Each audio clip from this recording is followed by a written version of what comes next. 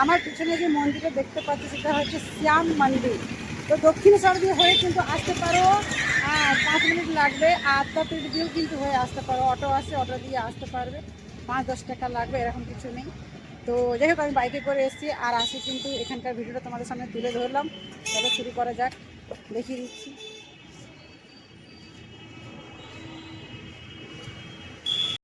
এই হলো শ্যাম মন্দির। দেখো ভেতরে যেহেতু সব জায়গার মতন এখানেও কিন্তু ফটোগ্রাফি অ্যালাউ নেই, ভেতরটা ভিডিও করা।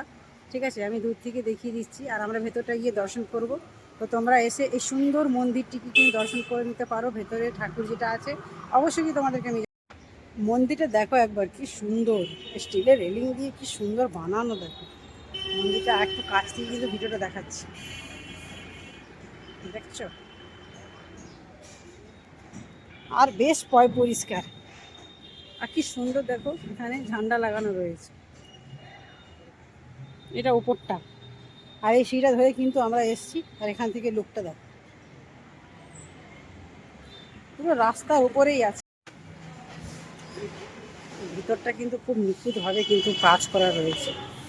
দেখো যতটা চেষ্টা করছি জুম করে দেয়, হচ্ছে এখানকার ঠাকুর করে করে ভিডিও দেখো, পাথরকে কেটে কেটে বানানো, পাথরকে পাথরের মধ্যে কারিগর করা।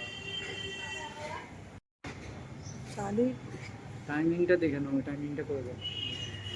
চলো তোমাদেরকে আমি এখানকার টাইমিংটা দেখিয়ে দিচ্ছি, কখন কখন আসবে, কখন কি। দেখো দেখে না, শ্যাম মন্দির আলম বাজার, দেখো মোবাইল নাম্বার এখানে আছে, টাইমিং দেখো কি কি আছে। যাই হোক, আলাদা করে আর কিছু বললাম না, মন্দির তো দেখিয়ে দিয়েছি। খুব সুন্দর না মন্দিরটা? খুব সুন্দর। সাজানোটা খুব সুন্দর হয়েছে, নিখুঁতভাবে সাজানো আছে। এই মন্দির দেখালাম, এসে দেখতে পারো। ঠিক আছে, পুজো দিতে পারো অবশ্যই, কিন্তু আমি পুজো দিচ্ছি না। আর পুজো যেহেতু এক জায়গা দিয়ে করে এসেছি, তো এক্ষুনি আর পুজো দিয়ে ঠাকুর নমস্কার করে নিয়েছি ভেতরে গিয়ে। আর পুজো হচ্ছিল, সেখানে গিয়ে দাঁড়ালাম, সবই কিছু হয়েছে। তোমার এখানে প্রসাদ আছে, প্রসাদ কিনে ঠাকুরকে চড়াতে পারো। এখানে কৃষ্ণ ঠাকুরের মন্দির আছে, এটা যেটা দেখতে পাচ্ছ।